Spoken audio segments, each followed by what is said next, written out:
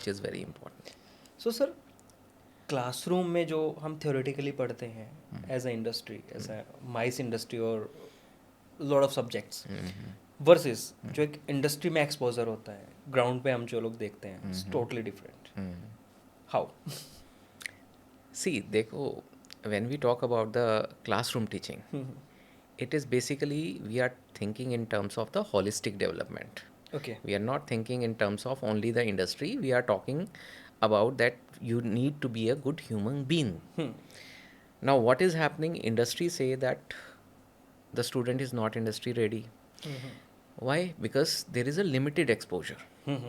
सो वो जो limited exposure है, क्योंकि क्यों दिया गया वो लिमिटेड एक्सपोजर, क्योंकि हमें उसको एक अच्छा ह्यूमन बीइंग बनाना है. उसमें पीपल स्किल्स भी इम्बाइब करनी है, उसमें हमें वैल्यूज़, ईथोस और दूसरी कई सारी चीज़ें इम्बाइब करनी है जो हमारे पार्ट ऑफ कल्चरल का पार्ट है, जिससे कि एक अच्छा सिटीज़न बने कोई बंदा. अब इंडस्ट्री कहती है कि हमें सीधा ही एक कुक्ड रेसिपी मिल जाए, एक एक्सपर्ट कि मिल जाए. एक एक्सपर्ट मिल जाए, जो कभी भी नहीं होता.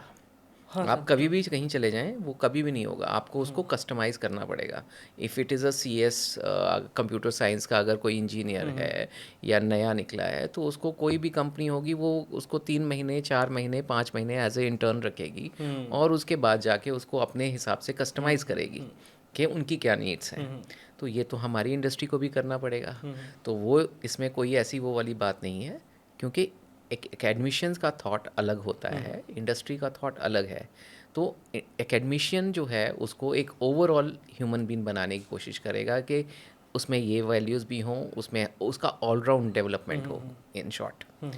बट इंडस्ट्री वो चाहती है कि हमारा एक पर्टिकुलर सेगमेंट, जिस सेगमेंट में हम काम कर रहे हैं उस हिसाब से हमें बंदा मिले. तो ऐसा पॉसिबिलिटी इसलिए नहीं है क्योंकि हम वेरियस जो ग्रुप्स को एड्रेस करते हैं, स्टूडेंट ग्रुप्स को, वो अलग अलग बैकग्राउंड से आते हैं. कोई बहुत ही सफेस्टिकेटेड बैकग्राउंड से है, तो कोई विलेज बैकग्राउंड से है, कोई अर्बन से है, तो कोई आप देखोगे कि किसके पास बहुत पैसा है, किसी के पास कम पैसा है.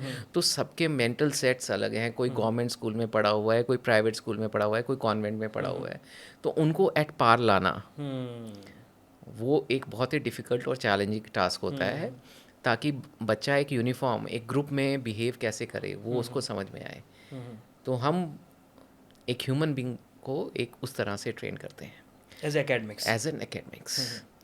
लेकिन अगर हम उसकी बात करें, इंडस्ट्री की बात करें, तो ऐसा नहीं है कि हम इंडस्ट्री के लिए कुछ नहीं कर रहे. हम उसमें एक IT का प्रोविज़न रख रहे हैं, ऑन द जॉब ट्रेनिंग का प्रोविज़न रख रहे हैं. हाँ, OJT. OJT काफ़ी का बच्चे आते प्रोविज़न हैं जो है. जॉब ट्रेनिंग पे जाते हैं जी, और एक शॉर्ट टर्म 1 या 2 महीने के लिए 2 महीने, अभी दो इंडस्ट्री में रह महीने के सीखते हैं, एंड अभी देन दे कम बैक. जी, NEP में 2 महीने का हो गया, लेकिन पहले वो जो है 6 महीने की होती थी.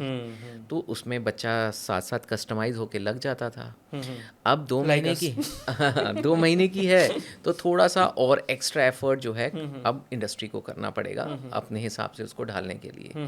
तो वो काम भी ज़रूरी है. पहले क्या होता था कि एक ही जॉब एरिया को पकड़ो और आप कामयाब हैं. लेकिन आज की डेट में कोविड ने हमें सिखा दिया कि एक से काम नहीं चलेगा. You too need to have 2 best option. One will be your prime, second will be your second best option that you want to True. choose. So you have to go with 2 options. So change has come.